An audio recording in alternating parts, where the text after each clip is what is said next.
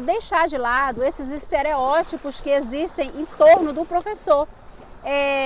Professor ganha pouco, professor é a pior classe, professor sempre assim, quando as coisas é voltada para o financeiro, sempre é dito que o professor ele não consegue, tem até carro agora que é de professor.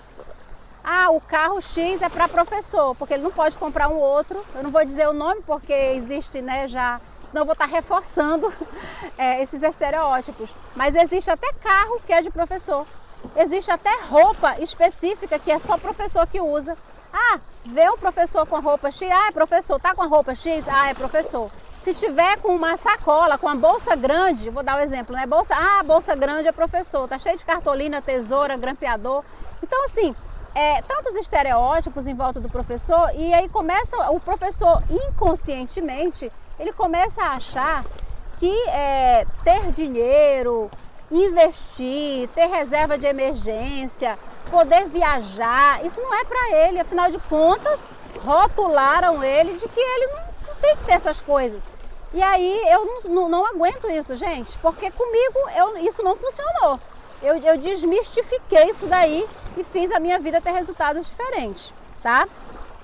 Então a primeira coisa é isso, né? Quais são os benefícios, Kézia, que eu como professora vou ter se eu dominar as minhas finanças, se eu me educar financeiramente? Quais são os benefícios?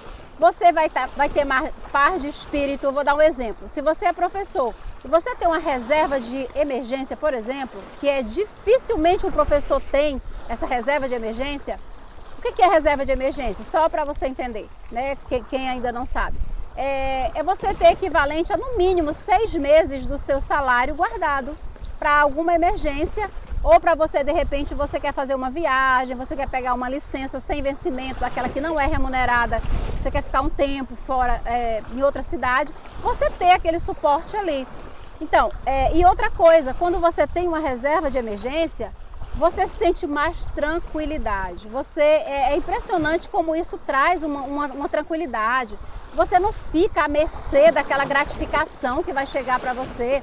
Você não fica à mercê de um cargo que você precisa ter, de repente de diretor, de coordenador, para você poder ter aquele dinheiro a mais. Eu já vi, gente, pessoas entrando em depressão porque perdeu o cargo de diretor.